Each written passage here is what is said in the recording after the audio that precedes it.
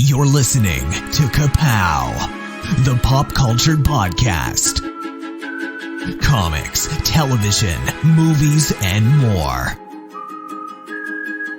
If it impacts fan culture, we have something to say about it. And now, your hosts, Jordan, Cliff, and Seth. Hello, everyone, and welcome back to Ka-Pow, the pop culture podcast. It's lovely to have you. My name is Jordan Lowe. It is lovely. I'm Cliff Barnes. Yeah, we'll see. See how lovely it is.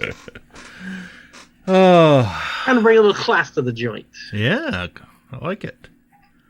Did I tell you guys we got a new cat? We saw some pictures.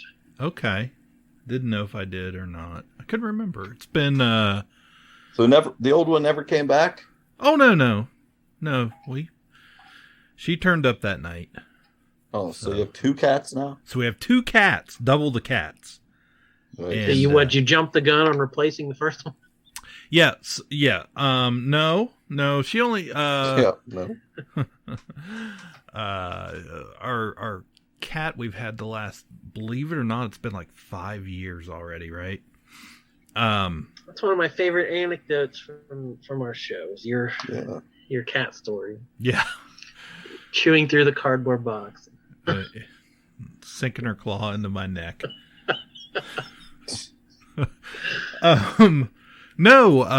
So what had happened was, what we're talking about is our cat did get out one night. I'd messaged Seth, who lives a couple doors down, to keep an eye out, but no, she had come back that same night, and wasn't an issue. But our oldest moved out, the 22-year-old, and found himself a real nice place to live. Going to be close to work for him and his girlfriend, and so they're living in the next little town over.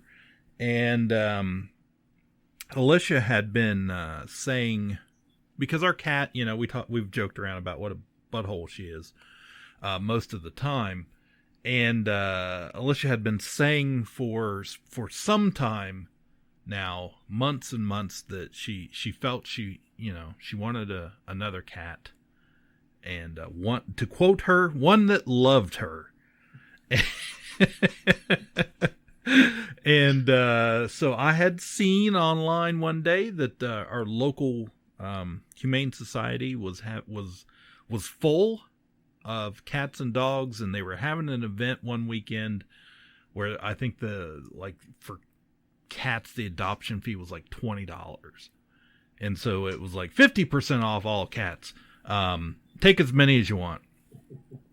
So I had told her, I said, hey, one day I said, it's like a Saturday, I said, why don't you take Carly and you two go down and just take a look around, see what they have.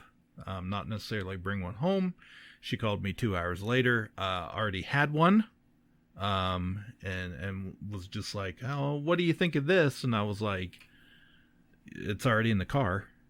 Like, I think you've taken it, you've claimed it, and so we got this little 6-month-old kitten, and got a mail this time, and they sent me a picture of the cat. I was at work, and it said something like, oh, what do you think of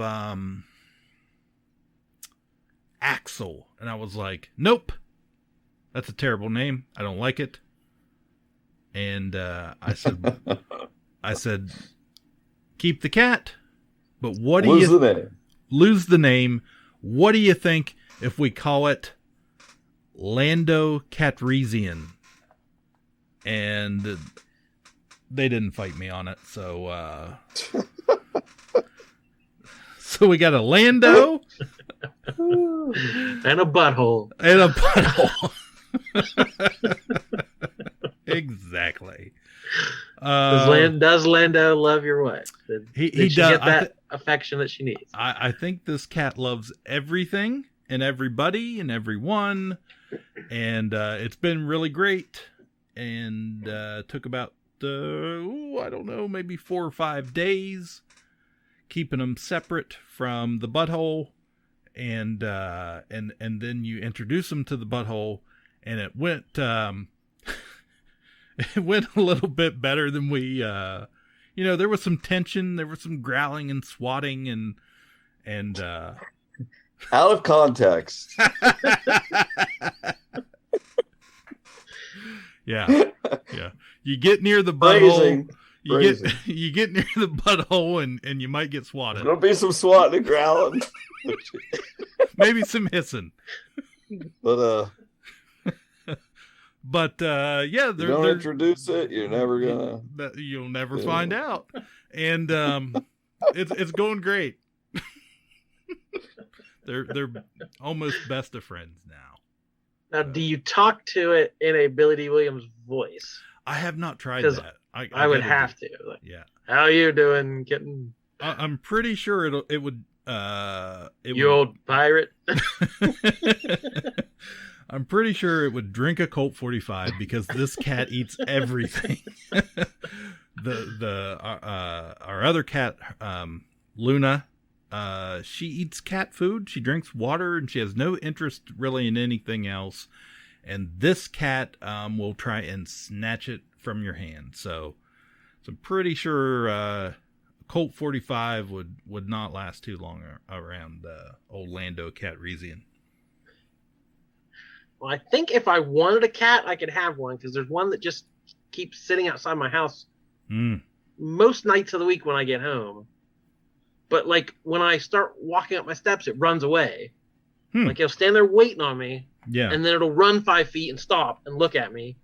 And then as I get closer, it'll run away a little further. Like he wants to. Like I feel like if I left my door open, he'd come in at some point. But I'm not going to do that. Just to tease you and then run away. But he flops down on his back and like shows me its belly, like it wants to be petted. But then if I get closer, it runs away. So it's trying to introduce you to the butthole. It's a complicated cat.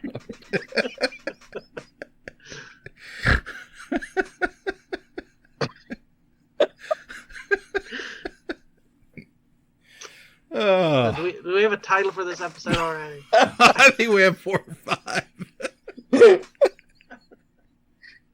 Oh my god.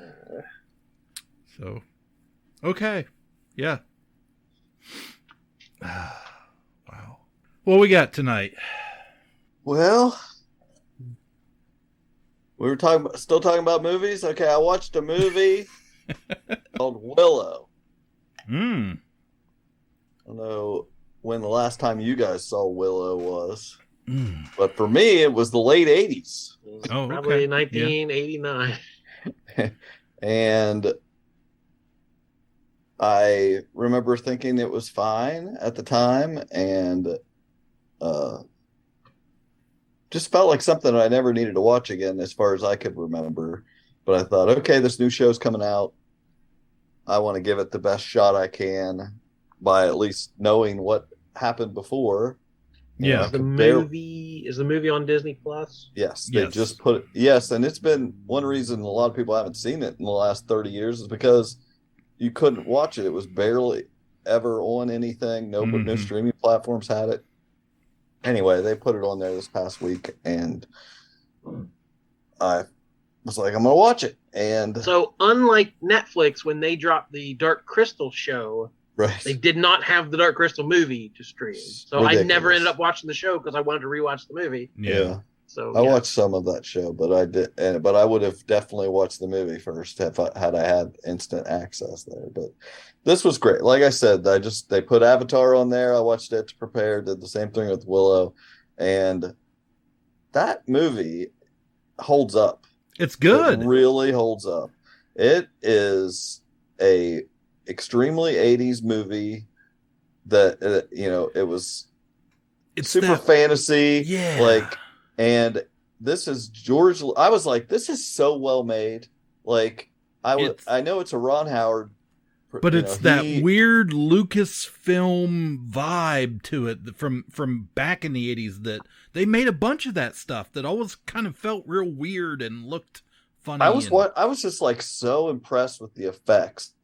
Like, I mean, yeah, some of it looked clunky, but it was that 80s clunk that was charming. And I'd been watching that ILM show, like Magic or whatever, and I'd only made it a few episodes. And then after I watched this, I went back and watched a couple more episodes to make sure I saw when they were doing Willow, and they did have a part about that. And definitely, I would not give much credit to Ron Howard in this movie, but this is ILM's baby. This is George Lucas. This is George Lucas wanting to make Lord of the Rings. He's like, he loved Warwick Davis and was like, I've got a Hobbit. Yeah. I am going to make Lord of the Rings, and they're going to go on a journey to, it's just so that. And he's like, I've got the, production team right here to make this happen. And he did. I was so impressed with the effects. I was surprised. I laughed as I was watching because I forgot about the brownies. Yes. And I was like, it was always such like, it felt like a thing to have a little person. That's what it's about. You have Warwick Davis and you're like, you've got this little person and he is not there. There's a baby that's smaller than him. And then there's these guys, the brownies, who are like way smaller than him. They're we like stole the baby. They're the littles, And what I was like, is that Kevin Pollak? Like, what? I can't believe this, Yeah. And it was fun. Warwick Davis is fantastic. It's really a statement on how underused he is and has been for the last, his whole career, because nobody casts little people unless it's a Star Wars movie unless it or matters Harry for the Potter. plot. Instead of just having a representation for this, and I feel like that is probably coming, other than the elves in Bad Santa and the, Ewoks and, what am I missing? Where else have they been? Harry Potter. I feel like Peter Dinklage is about the first actor. Oh, yeah. Who has been in stuff that's blind to that, because he is just such a good actor and such a big star. Yeah, he's kind of broke down the door a little bit, but it's still they put him in the Elf movie. Right. A lot of it is still based on his size. Yeah, but I really enjoyed the movie. I mean, it's got a lot of female characters, and like the whole. I mean, you have two sorceresses shooting spells at each other, slapping each other in the face, punching. There's a baby in a sacrificial bowl. It's one of the great baby performances. the expressions this baby gives through the whole movie. I don't know what they poked and prodded that kid with to get it to make some of these faces that they put in there, but it's just I was really impressed. So I was excited for this new show to start, because everything about that was super charming. It's not, I don't want to overblow it like it's the greatest movie, No. And but it held up way better than I thought. It because I was pretty young when that came out, but and I really liked Willow as a kid. And I remember, that this Willow was a movie they even had action figures of the quite a few characters. But I watched it a lot back then. But then as the years went on, my cousin Jamie used to quote Willow all the time, the brownies all the time for years and years and years, through high school. When I was in high school, he was older than me. And that's, kind of what I remember the most, without really thinking about it. Now, I did not, I knew this was coming out. I was excited about it, but I was almost afraid to watch it a little bit. And so I didn't watch the first 2 episodes that are out until today, until this morning and this afternoon. But by the time I did, there was just so much, as anything, internet hate on it, just because people were stupid and ignorant. But I watched that first episode and I was just like, I am enjoying this so much. And I know it's not 100% authentic to Willow. That's a hard thing to recreate. But it felt, and it does feel a little bit more teen soap opera, Riverdale, almost, and certain little interactions between characters. But, I love Riverdale, so I'm okay with that. And the dialogue wasn't quite... Willowdale. Willowdale. That's what it's. Willowdale. There is a story of a child destined to be an empress, and the unlikely hero who would protect her.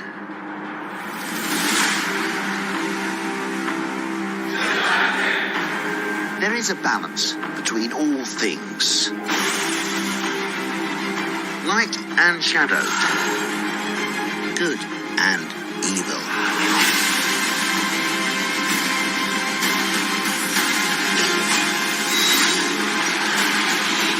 When that balance is upset, the universe corrects.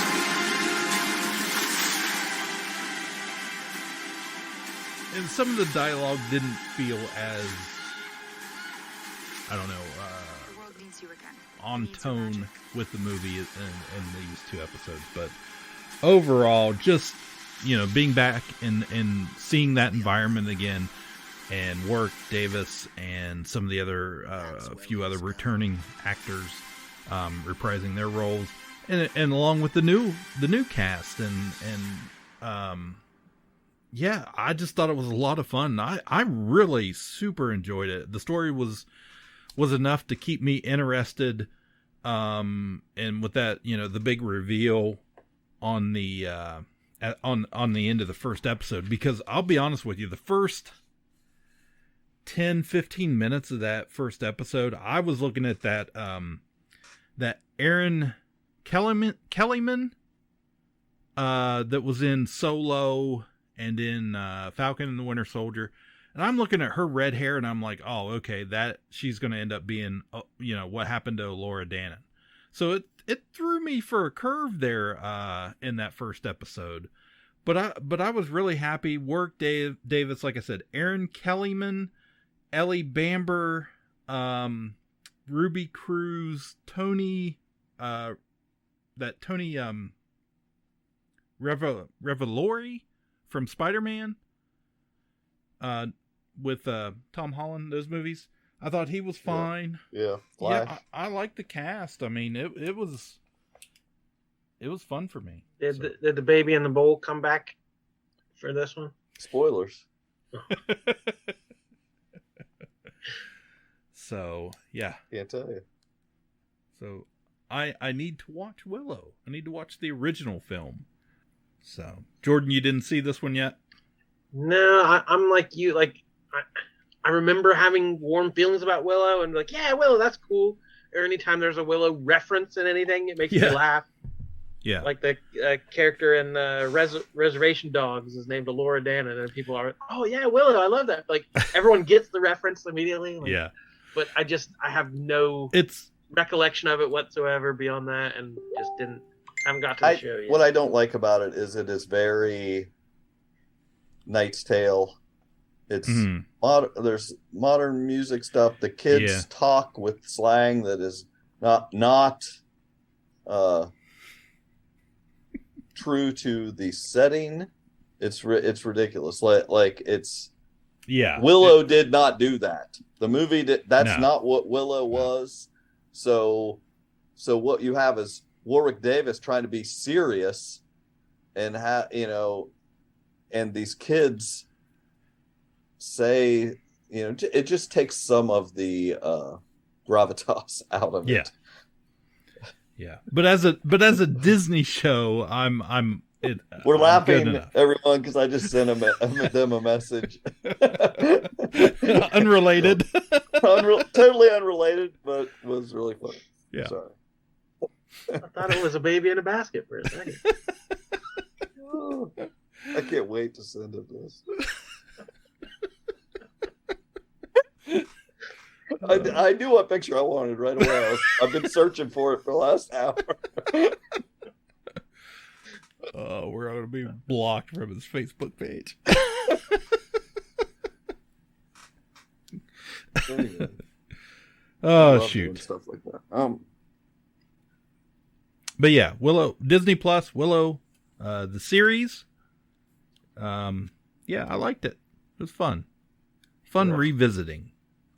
Yeah, I'll keep watching. I was a little sad that that we're not going to get Val Kilmer, of course, but right.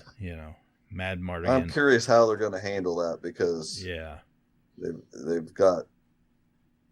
they can screw it up for sure. The other big Disney Plus series we've been following that has wrapped up now in a great way was Andor. I don't really recall what episodes we talked about and which ones we hadn't. I was hoping Jordan would have that written down. We have talked about the first 7. So 8 through 12 we have not talked about. I feel like that's a lot. That's a lot. Where we left off is when he had just gotten arrested. So everything from the prison to the end, we haven't. I definitely feel like who have I been talking to about this? Yeah, no doubt. I feel like I talked about this. I don't know. It was great. The show's freaking great. 3 of the. Well, I honestly think the 3 best Star Wars monologues ever were in this show. At least the 2. The top 3 best speeches ever made in Star Wars are all in this show. 2 of them are in the prison escape. I can never remember Gollum's name. What the heck's his name? Andy Serkis. Andy Serkis gives the first one. Yeah. When they go to do the escape and he's talking over the mic, and Andor's there like pumping him up. Got to say something better than that type thing, and he gives that good speech, and then turn around at the end of that episode, Luthen, Stellan Skarsgård, giving I have made my mind a sunless space, whatever that it is the most epic freaking speech ever given. I cut and pasted the whole speech into my notes, but I can't. I couldn't. You can't deliver it the same way. Oh, just pop it in here, Cliff. And what do you sacrifice?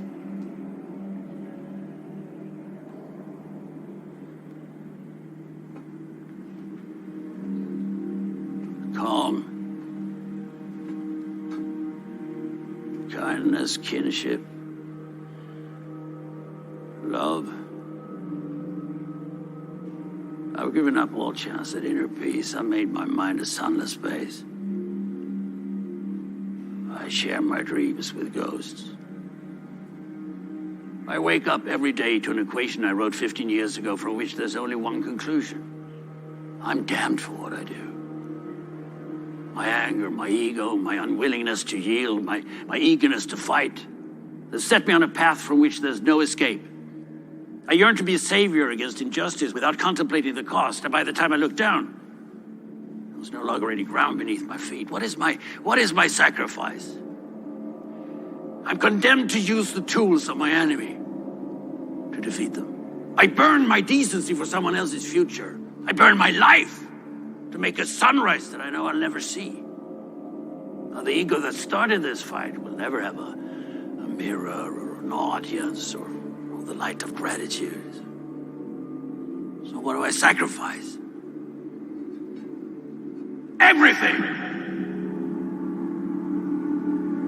But that whole thing is so incredible and sad and poignant to think like I what need all the heroes I can get. he has had to brainwash himself to just know that he's never going to have. He has dedicated everything to this, and knowing, and we know, he has forgotten all of the sacrifices he made. No one ever refers to, no one knows him. It is all sacrifice. And so the ego that started this fight will never have a mirror or an audience or the light of gratitude. Right. He'll never see the sunrise. This guy he's talking to that's wanting some, and he just puts him in his place. Like, no, what you think you're giving up stuff? I am too, and probably more than you. So you have to do this, and it's incredible. And then the speech in the final episode by Andor's mom.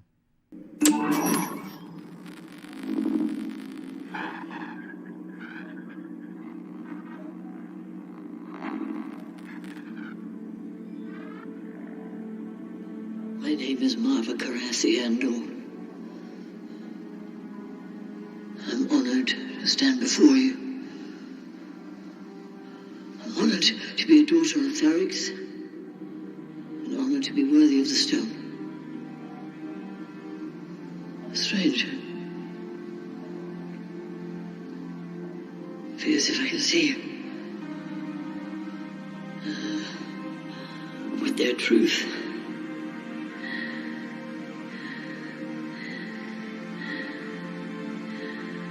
And now I'm dead. We took their money and ignored them. We kept their engines churning, and the moment they pulled away, we forgot them. Because we had each other. We had Ferrix. But we were sleeping. I've been sleeping. I've been turning away from a truth I wanted not to face. The Empire is a disease that thrives in darkness. It is never more alive than when we sleep.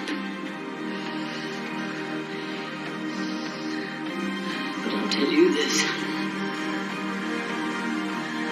If I could do it again, I'd wake up early and be fighting these bastards from the start. Fight the Empire!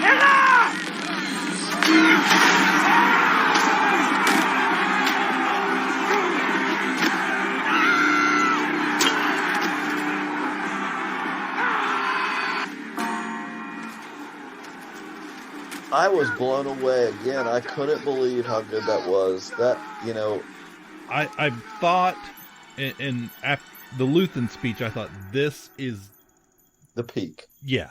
It can't get any better. There's just no freaking way. And maybe in all of Star Wars, they will ever top that moment. Right. And then they pretty much do. Yeah. Like, as far as an inspiring speech, it's like, oh my gosh.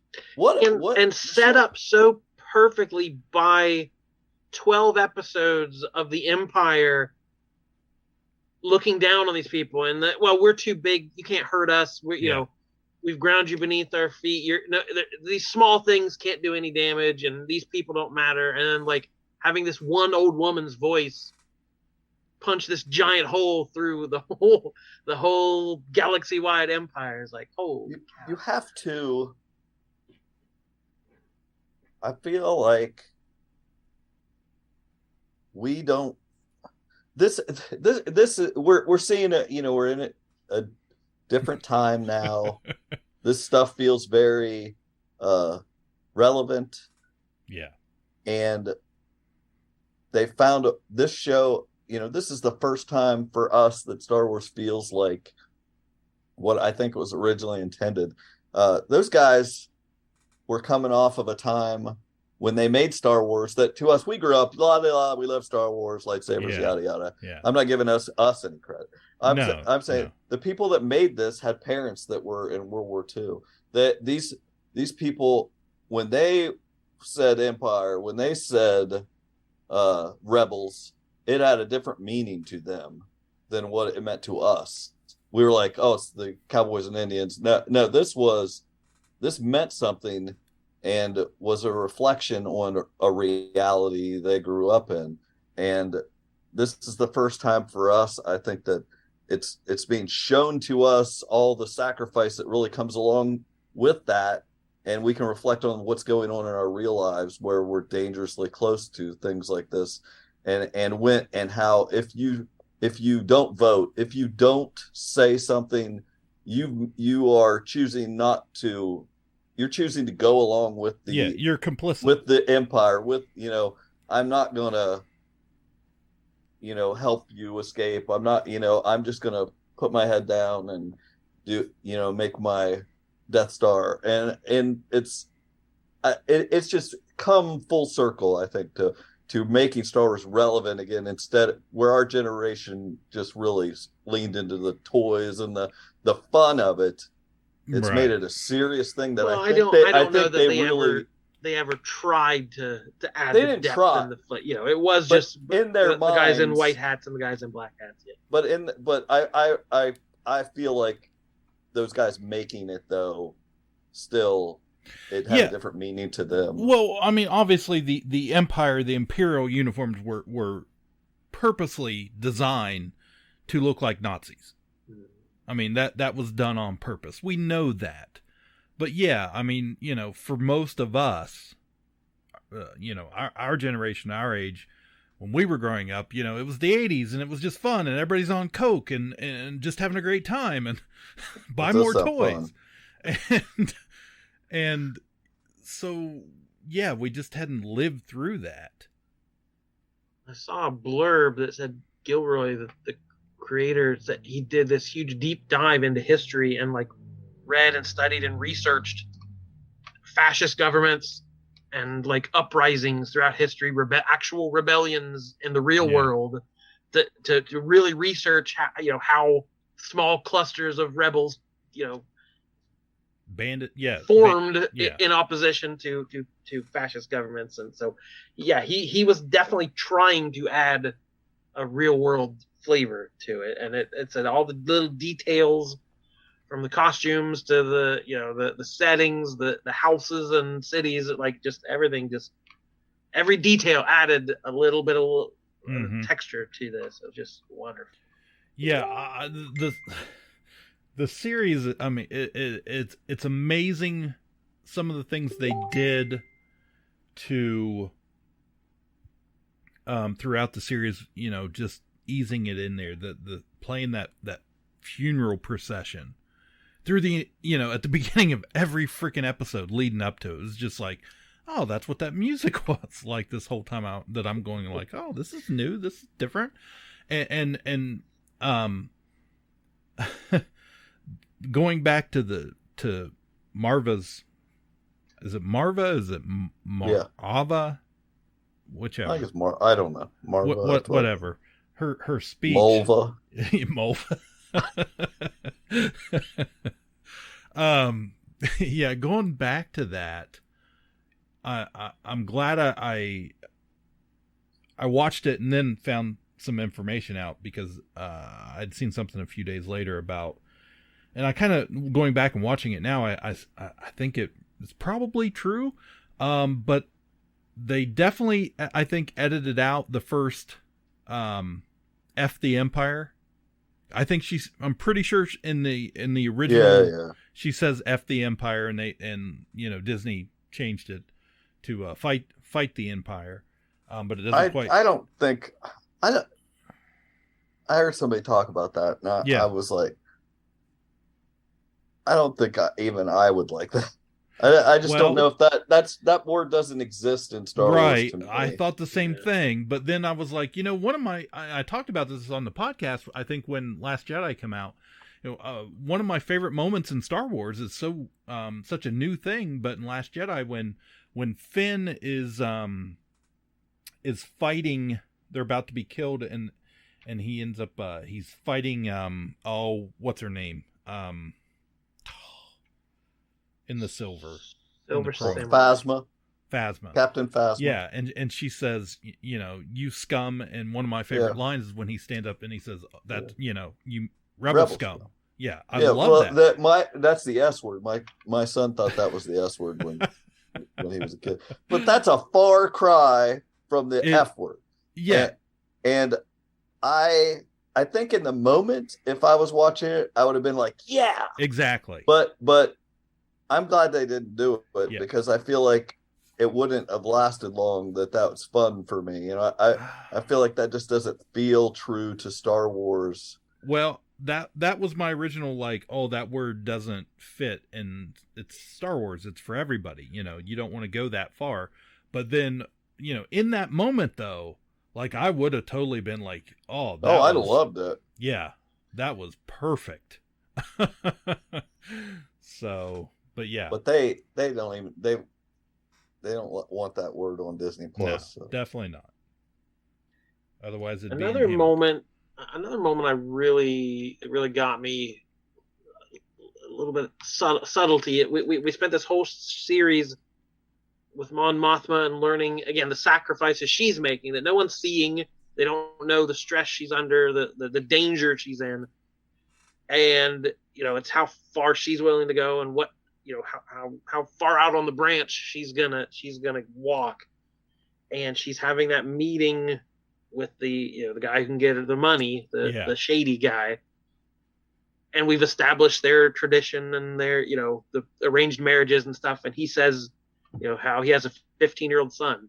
And like my jaw dropped, like, holy crap. Like, is she going to pimp out her own daughter for the rebellion? And that whole, like, just in that one little line of just him mentioning he has a son, like all this implication just crashed down like a ton of bricks.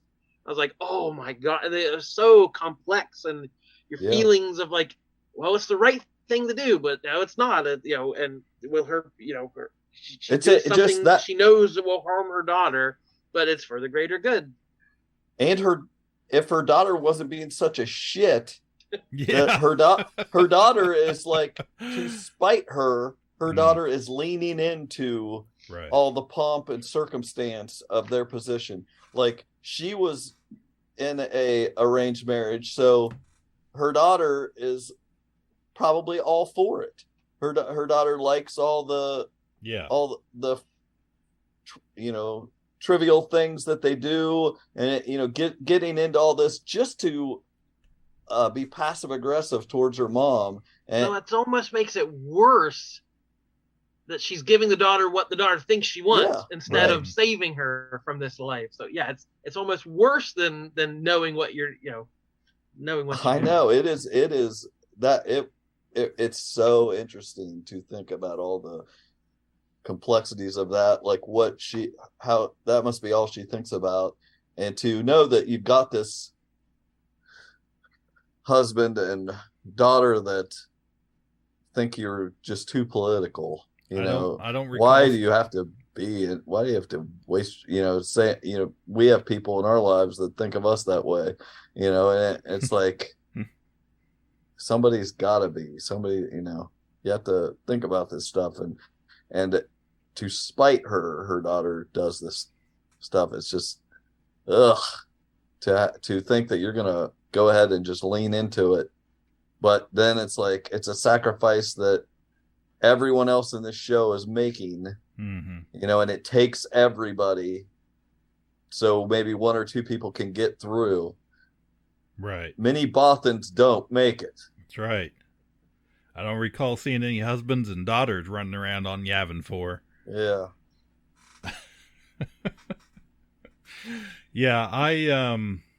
Yeah, man, every episode was just great. I absolutely loved it. I mean, this is some good ass Star Wars. The word I hear is that regardless of viewership, Disney has got the message as far as how well liked this is, and this tenor is supposed to carry on in some other projects. Like they have seen how much this has sparked with people. Like, we don't just want the Easter eggs.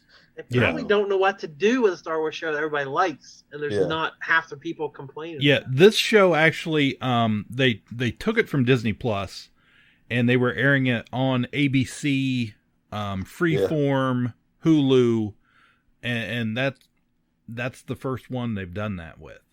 And I wasn't at first. I was like, oh, they're trying to catch a wider net. They're cast a wider net, catch a bigger audience, doing that. But then I was like, it's just so good. It's so good. So I don't know. There's among, after my Disney trip, I was kind of, I pointed out some problems, that I experienced in the parks and stuff. And then, before I even got the episode edited, Chapek was out. We had the Bob switcheroo. Chapek was out and Iger was brought in. And since then, there's been all these different rumors and this and that going around. And of course, with that, came the Kathleen Kennedy issue. Is she going to be around? They're going to get, are they going to shove her out the door too? And, so I'm curious to see, because that's been the narrative here for a few weeks now, about like with this show of this is the best Star Wars Disney has done, even though the Mandalorian is it's a juggernaut, but as far as the content, this is where it should be going. And I'm fine. There's room for both. Like, the Mandalorian is a fun action Western. This is more like a Oscar drama type thing. Like, right. We have a deeper, more dramatic series, and we have a fun episodic adventure series. That's perfectly fine to have a little bit of everything. Like we say about the Marvel movies, they don't all have to be the same tone, the same genre, the same style. So, yeah. I did not hear the thing about the F word. I didn't hear any of that, but I did write down, there was a quote I really wanted, but it didn't happen. But Luthen talking to Saw Gerrera, and he says, "For the greater good, call it what you will." And he says, "Let's call it war." And I really wanted one of them to turn around and say, "Star War." So again, in the moment, I would have loved it. They were doing that. I would have looked back and been like, "You're right that in the Mandalorian they would have said Star Wars." Yeah, totally. But they knew where to stop in this one. They're like, people will get it. Yeah. They're all saying Star Wars in their houses. The other thing, the torturer, the guy that played the sound that haunted Bix, was named Dr. Gorst. And he was a real creepo. I really want to meet Dr. Gorst Jr. So that's why in my head, I started calling him Dr. Gorst Jr. So at the end, Cyril rescues Miro, who we've been shipping, the two awful Imperials, Dedra Miro and Cyril Karn. They all end up at the funeral together. So what do we think of that? That was a very charged scene. Oh boy, that was. There's some sparks. Yeah, there was some fascist acting. Sparks flying. Yeah, I'm glad there was no kiss or anything there. That would have seemed so silly. Yes. But yeah, I feel like they're just, that was not exactly where I thought it was going to go, but it definitely had a different prediction. But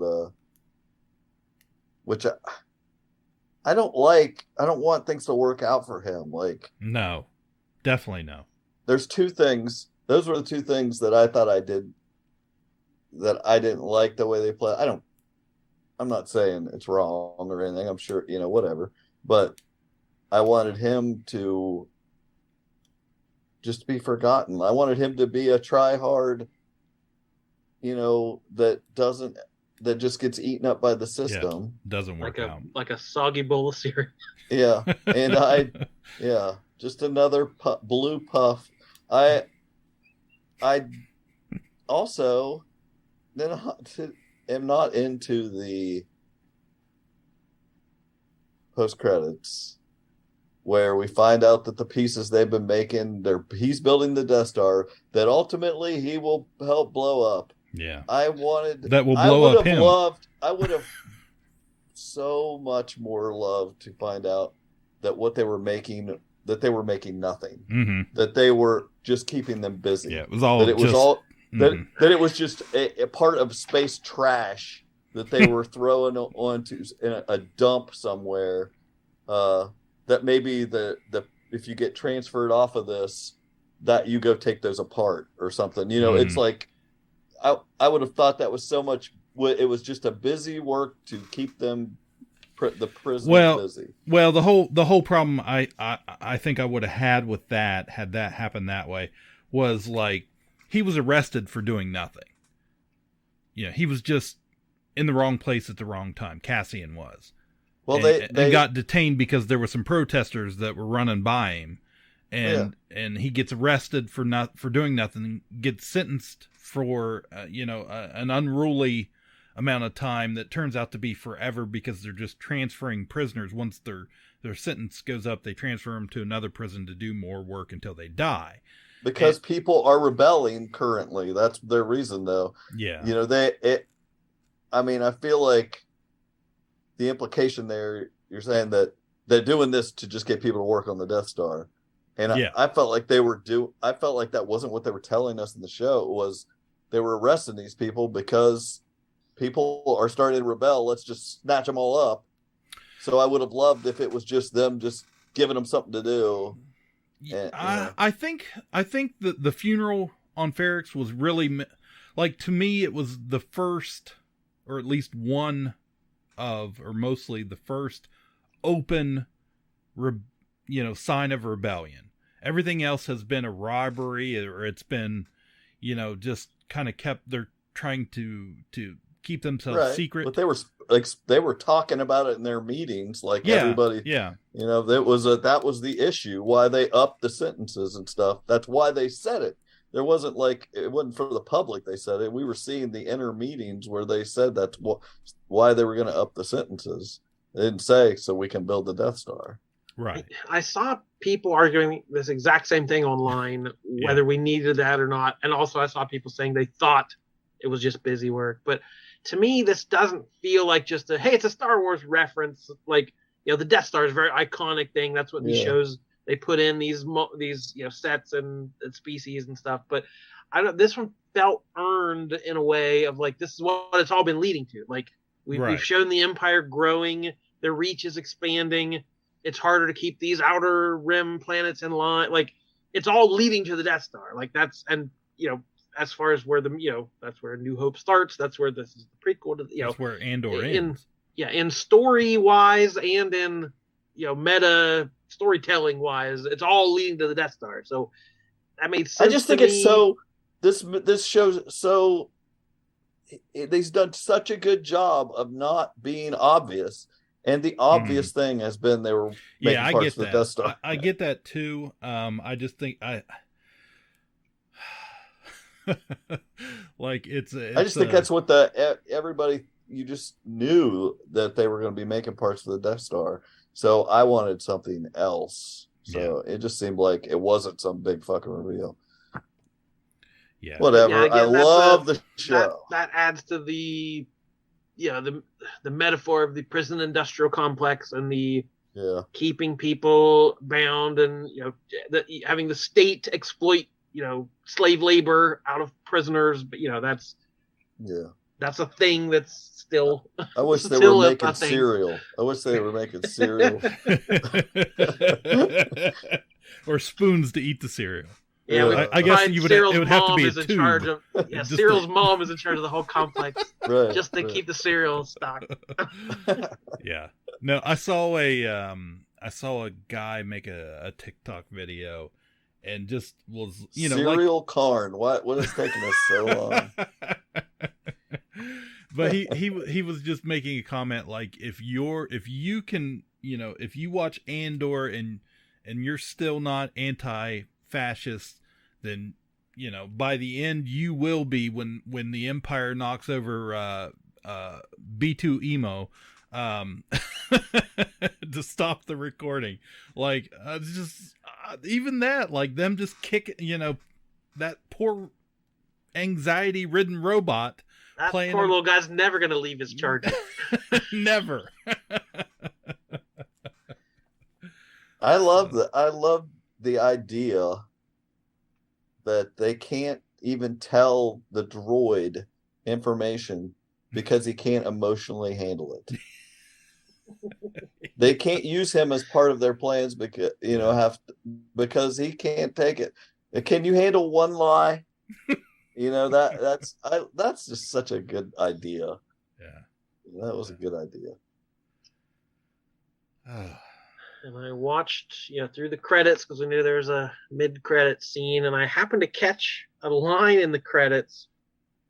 There's a gentleman credited as Star Wars lore advisor. Mm-hmm. So that is a job. There's a guy who advises you on the lore. Pablo Hidalgo. How about that? He's been with them for years. In various roles, but yeah. You put that out on Facebook or something. I was just like, I was kind of chuckling as I was reading it, but then I was How do I get that job? I was like, oh yeah, Pablo. Like I've heard that name for years on podcasts and things. It's just Pablo's job. No big deal. I saw a quote he gave. It was like trying to explain his job. He said, "My job isn't to go up to somebody and say, hey, that dog can play basketball. They say, it's my job to say, no, there's no reason that dog couldn't play basketball. Like he's just trying to keep it all sorted. Which again, I see people attack, Ryan Johnson or even like Taika Waititi on the Marvel movie. These guys are not giant nerds to know every piece of lore out there. Like they're filmmakers. Yeah, it's not their job to know every alien species name and how they interact and what happened in all these novels. So. Yeah, if you can have some people around that can guide you to just say, that wouldn't work there for that reason. We can't expect people behind the scenes to have the same passion as the fans. Well, that was part of George's job for all those years. George ultimately said, "Oh yeah, he can do that, or we can do that, or no, that doesn't exist." That was George's job, so we got to, somebody's got to do it because George ain't around anymore. So the keeper of the wills or whatever that is. Right. He is. Keeper of the lore. So, hey, did you guys watch while we're on Star Wars, did you watch that Tales of the Jedi on Disney Plus, the animated? Yeah. Yes, well, I think I started the first episode, watched like 10 minutes, hated it, and didn't watch it again for a couple days. Then I went back because somebody said it was good, and I literally loved every other episode. Than I didn't like the first one. Yeah, but all the rest of them were so lore-filled, integral stories that I think tied. I think they were all great. They were short. I don't even think it would take an hour and a half to watch all of them. No, I watched them all back to back. They were short and I enjoyed them all. If you've seen the Clone Wars and stuff, definitely. I had a customer, the day they came out, I had a customer ask, "Oh, did you watch the Star Wars animated things?" I hadn't even heard these were out. I go, "Oh, which ones?" And he said, "The Visions." And I said, "Oh, yeah, I watched those." And then we had a half-hour conversation where it slowly dawned on me, I have not seen I had no idea what he was talking about. So he was talking about Ahsoka, did this, and I was like, do I tell him I didn't watch what he's talking about? Or I just fake my life. No, then that conversation would have been even longer. Yeah. I don't know what happened to Yaddle. Please tell me. So yeah, there was some good stuff. I thought it was pretty good. Pretty, just fit that one more puzzle piece to fit into that big picture for. I loved all the Dooku stuff. It made it make more sense. Yeah. Why are you the way that you are? Like you really got to see a lot of the steps in his progression to where he ended up. So I started doing some research afterwards of what, there's books that fill some of that stuff in too. And I was kind of interested. Like I like, it's just nice to find out why they did, some of that stuff, some more meaningful scenes that you wish might've been in some of the movies. Exactly. I do. Yeah. That was when those prequels originally came out, that was I just wasn't all that into them, and Clone Wars for so many people, being so much more detailed and giving you more story, good story that helped a lot of people, I think, like that era of Star Wars again. So, okay. Well, I think I have another Disney Plus thing I watched. It's no big deal, but I have, I've been to a million concerts, but a concert I always wanted to go to was like Elton John, Billy Joel. I love both of them. Grew up, like when we cleaned house when I was growing up, you threw on Elton John's greatest hits or Billy Joel's greatest hits. And, it was every Saturday morning. Yeah, it was exactly. That's when you cleaned. After the cartoons were over, about the time Land of the Lost came on, it was time to start vacuuming. But he did his last American concert. Yeah, Dodger Stadium. They aired it live on Disney Plus, and I was on vacation home that night, so I just watched it. And felt like I finally got to see him, and it was really good. It was really good. I agree. I liked it too.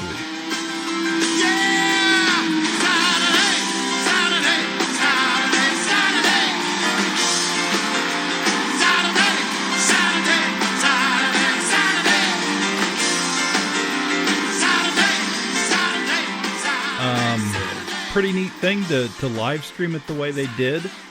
I think I mentioned, that there were a bunch of course, celebrities and Disney executives at that concert, and Bob Chapek was supposed to be part of it, and that's when people's phones started ringing. Hey, Bob's out the door. Right before. Don't let him introduce this. Yeah, exactly. Yeah. So, but I thought it was really great. It's so Elton John. I guess sometimes for me, I forget. He's like this 80-year-old man now. Yeah. And he play a song and then stand up and go and then something like that and play their song. It's hilarious, but he's just so lovable. And you knew what was going to be the last song when he played Yellow Brick Road. It was like I felt like a part of something. I was like, I'm watching this live, him playing his last live Goodbye Yellow Brick Road in America. That was a kind of a sentimental thing in that moment. Like that album was just great back to back, and he played everything you wanted to hear and just sounded great. So a couple, there was like one song I feel like I never had heard. It was on some oddball album, and I was like, wow, another great song. And I never even heard it before. Yeah, I love seeing all the people out on the infield wearing the his 1970s Dodger, the glitter sparkly uniform. So dressed up like he was back then. So anyway, that was a neat thing. That kind of stuff I'm glad they offer. Yeah. When moments like that happen, somebody shows them. Right. Keeping on Disney Plus, I watched, I mentioned to you guys a couple days ago that I watched kind of like a documentary style program on there called Mickey, the Story of a Mouse. 3 simple circles, a quarter and 2 dimes, probably the most universal symbol ever created by man. Or mouse. Hi, Mickey! What is it about Mickey Mouse? Mickey Mouse to me is light. There's like a lot of dark in the world, and he's hope. It's magical to be able to channel all of our hopes and dreams, the innocence that we eventually lose and would like back. Never lose sight of one thing, that it was all started by a mouse. The story of Walt and Mickey wasn't just one continual success after success. It was stumble after stumble. Mickey Mouse started in the Roaring 20s, but almost immediately the Depression fell. You have groups saying, we want Mickey to help get us through World War II. The American dream has suffered, but Mickey is able to bring that back. Just like America split in the 60s, Mickey Mouse split as well. And those coexist in this one character. If you have an issue with authority, Mickey Mouse is your guy. Mickey has taken the world by storm. This is something otherworldly. He gets so big that he becomes this reflection of who we are. How is that even possible with this little mouse? What would a culture from another planet think? And I wasn't exactly sure what I was getting into, how they were going to approach it, if it was just going to be documentary style, straight up, very fluff. Mickey's the greatest thing that ever happened in the history of the world. And there was a little bit of that. But the description said, a look at Mickey's evolution into different versions of himself that reflect his creator, meaning Walt, and society's change during that time period. And I thought that was a pretty good description of what they had. And as they're telling it throughout the show, it's showing an artist making a new Mickey short for the show, which was pretty cool, using reference of older animation from different time periods, from Steamboat Willie to Fantasia to the 1950s Mickey Mouse Club and onward throughout time.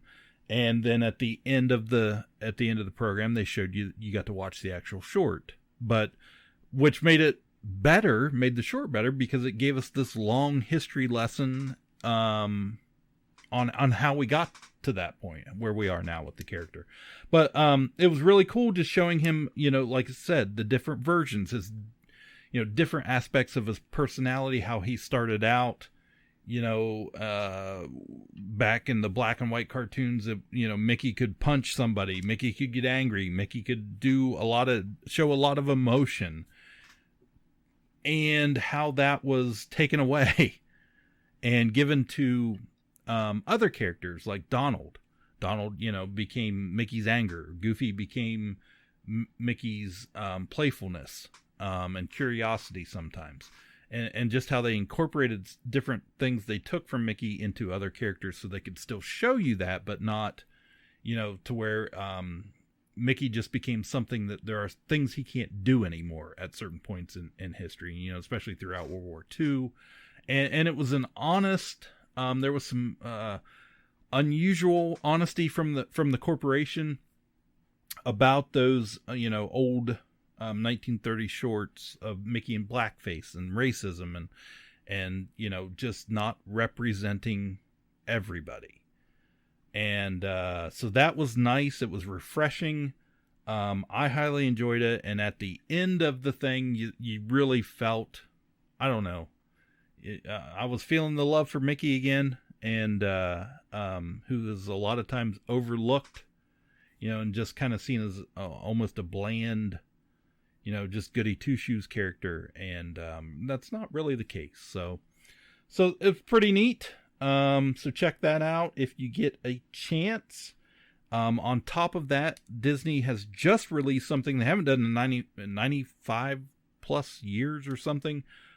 They did another short and released another Oswald, Walt's original character, Oswald the Lucky Rabbit, that was a very popular character before Mickey Mouse ever existed, and Walt kind of had him stolen away through Universal, and Universal took most of Walt's artists in his animation company, and they kind of had to start over again, and that's how we got Mickey Mouse. So that's out there. You can check that out, look it up online at pretty much anywhere. It was fine, but yeah.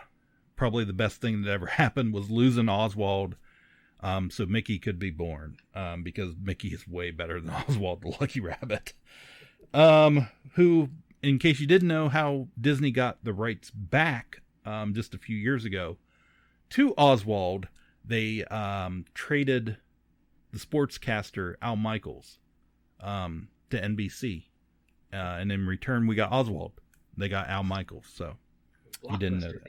So, anybody watch the new series, I guess, the Santa Clauses with Tim Allen? I watched the first episode. Didn't really, I don't know. I kind of got interrupted. I'll probably go back before Christmas is over. It's got Cal Penn in it. I like Cal Penn. So it's continuing the Santa Claus movies starring Tim Allen and various others. As this is basically a story of like him, being older and getting to that, retirement age more or less, and finding a successor to be the new Santa Claus. So also doesn't nobody have to kill him? Isn't like the lore? Somebody's got to fall off a roof. Yeah. So it's all about that. There's a few episodes. Like I said, I just watched the first one so far, and then there's it's Christmas time. We've been talking about Christmas. There's a new stop motion style animated Mickey Mouse and Friends special on Disney Plus called Mickey Saves Christmas, where Mickey and friends planning on spending Christmas at his cozy, snowy cabin in the woods, and somehow Mickey loses Pluto's chew toy, and it causes Santa to crash his sleigh, and all the presents for all the kids get spilled in the crash. And so the children of Hot Dog Hills aren't going to...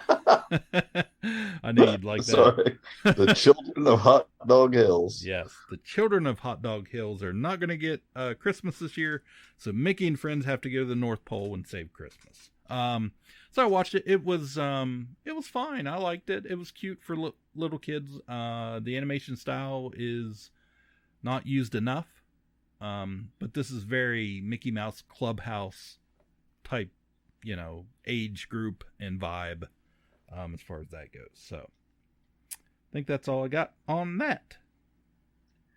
I don't know why all this Disney talk is reminding me to mention that Atlanta is over.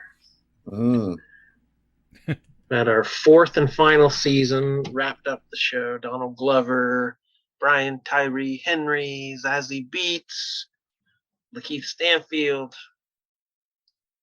Phenomenal ending. The previous two seasons, I don't think didn't live up to the first season was terrific, and then it didn't quite live up to everyone's expectations, I don't think. But this fourth season I thought was terrific. I especially loved the last few episodes. Everyone got a spotlight. Everyone got kind of a solo episode, or real intensive character episode. One of them was even about Disney. We tried to get Cliff to watch it, but he won't do it. I've had a lot going on, so I'm gonna watch it though. But I kind of want to watch Atlanta, and I want to watch the whole series. Getting to that episode, but so anyway. But I adored the final episode. I thought it was such a perfect send-off for this show, where they get invited to a high-end sushi restaurant with a black owner, and they don't want to go, and they spend the whole time looking out the window at the Popeyes next door, and they just want to go to Popeyes. And I thought that's such a perfect thing to show, is the balance between the high culture and the low culture. The high, we have to support this black-owned business who's taking risks, and he's doing the high-minded, but he might it was poison a little us on the nose. He might poison us with this blowfish. We don't trust that we know what he's doing, and it's in an old Blockbuster. But we also just want to have fun and eat Popeyes and eat this salty, greasy stuff. So I thought that was such a perfect metaphor at the end. I loved it so much. But yeah, very strong into a groundbreaking series over there on FX. Yeah, I'm sad it's going away, because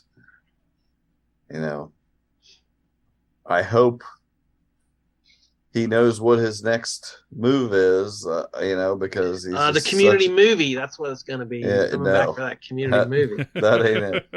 That's what I mean. If that was it, I'd be like, that's your move. No, but he's not doing that as far as I hear. I want to know what his next. I mean, I'm assuming a movie.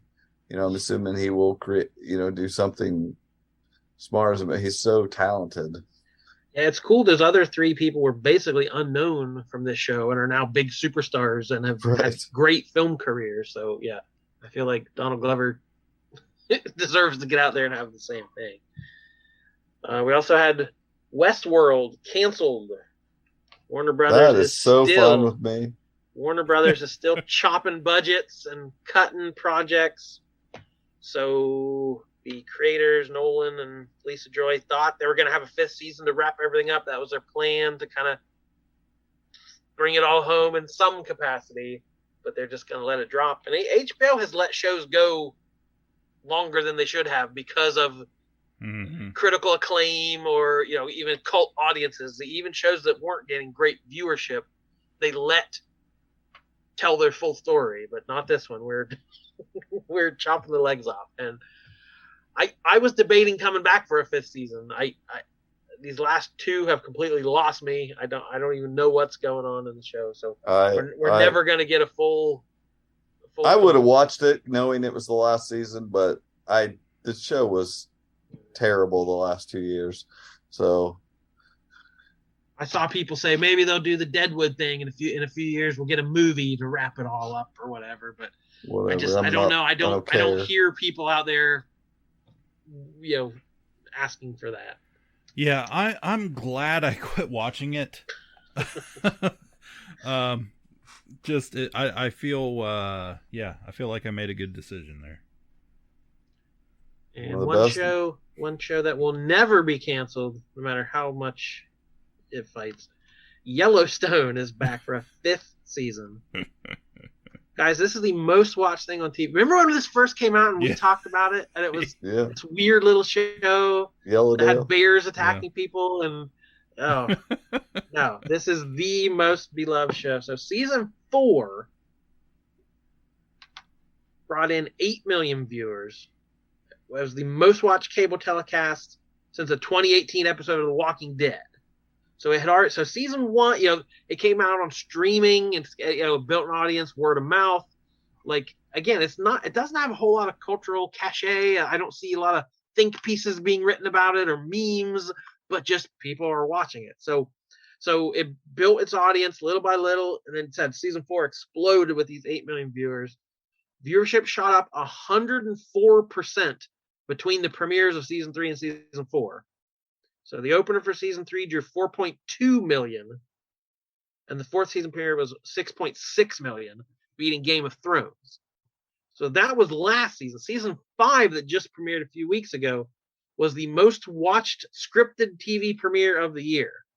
It was up double digits in every demographic, including 52% for the 18 to 35-year-old, which is the key advertising demographic. Mm-hmm. So even from it shot up last season huge. It shot up 52% more this season. 8.8 million viewers in its first airing on Paramount Network, which was up 10% from season 4. So it is up. They added, when it premiered, they also premiered on the CMT, TV Land. Like, it was one of those, they premiered on like 5 channels. And so between all of those, it was 12.1 million viewers for the premiere of this season. So this is it, guys. This is the pinnacle of TV right now. I dropped off on it. I just was not there. It has things I like, but I really just kind of got sick of the same. Beth was a novelty that eventually wore me out. Like I have not. She's not worn me out yet. I love Beth. But I feel like the problem is a lot of these 12.1 million viewers are, remember, we talk about Breaking Bad or any of these shows where you don't realize you're rooting for the villain. That's what I mean. That was another thing is I feel like I don't necessarily want to contribute to this show succeeding because it's so red, Yeah. Yeah. Which Taylor Sheridan, the creator, gave some interview. People were asking him about creating TV for right-wing Americans, and he started listing all the things the show is about, like the plight of Native Americans, gentrification of these cities, and all this stuff. He's like, I don't see any of that as right-wing. It's like, well, the right wing does. Yeah, they do. So this season, Kevin Costner just won. He's now governor of Montana. And the whole thing is because he's a straight shooter and he tells people, says it like it is. And he wants to keep all these people from New York and California out of this state who are just coming in as tourists and are ruining it. Their traditional values and all this stuff. So yeah, it's very heartland of America sort of thing with lots of crimes and murders and Beth yelling at people. And so yeah, I'm still watching it, but I've always watched. Well, I said we called it Yellowdale because we knew how silly it was. So I've always watched it with a grain of salt. I'm not really invested in the characters. It's very soap opera-y. So yeah, but it again without a lot of internet presence or whatever. It's built this huge traditional audience. It like an old school way, like an old TV used to through word of mouth and people just telling their neighbors to tune in. But I can't. It streams on Peacock. The show is premiered Peacock on the Paramount Network, and they're so short-sighted. The streaming wars nonsense has happened so fast that Paramount let their best viewed show in history because they didn't have a streaming network when it premiered 5 years ago, and now they have Paramount Plus, and I'm sure would love to have this show on there, but they gave it to Peacock. They gave the rights to Peacock, so. Good business, guys. It's sad. It's sad. I finished Lock and Key. I know you asked me months ago if I ever watched the third season yet. I finally did while I was on vacation. I thought it was pretty good. I was happy with it. I had a nice sentimental ending. Felt like they wrapped things up really well. I felt like they did it timely so that kid from It did not get too tall. And he still looked like a kid by the end of the series. So, and they, I thought the casting was really well done, really well done. And everybody was good in it. It's not the books. The books are better, but you could say that about anything that you are in love with in its original form. I just really thought they did a good job changing things so it was different from the books and still made it, interesting to me, and I don't know. What did you think? Yeah, I also thought the ending was really satisfying, especially where Netflix gets such a bad rap. They always cancel stuff too early, and so many of these shows like Westworld, we're never going to get the end. So like to have a show that had an arc planned out and filmed it the way they wanted to and ended it the right way, I thought was really strong. My biggest criticism is what through the whole series is not using the keys. That's the whole we have a house full of magic keys, and this season was even more blatant. I know it's budgetary things, whatever, but like these people are going to attack our house. They run to the kitchen and grab knives. Like you have magical weapons. Use them. We got wings and dark shadow monsters and all stuff. So like, when I forget which one of them pulls a knife out of the thing like a horror movie, it's like, what are you doing? That is you know what? I agree. I'm not gonna argue with you. That was definitely weird. Definitely weird. But that's just a minor gripe. But I definitely liked it. I liked the kids. I thought they were really well done. Good. I don't know. I watched other stuff, but we talked about the goodest things. I think we did it. That works. Works for me. Yeah, that's Okay. Happy Life Day. Yeah, I don't know how to end this. What have we talked about? Buttholes? Death Stars? Oh, that would have been a great twist if those circular things they were making were buttholes. Death Star buttholes. Oh. Gonna be a lot of rebels pitching fits, swatting, and howling.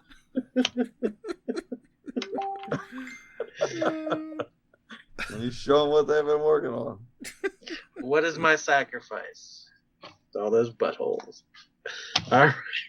Thank you for listening. We hope you're having a wonderful holiday season, and we thank you for spending some of it with us. We will be back soon with more. My name is Jordan Lowe. I'm Melora Dannon.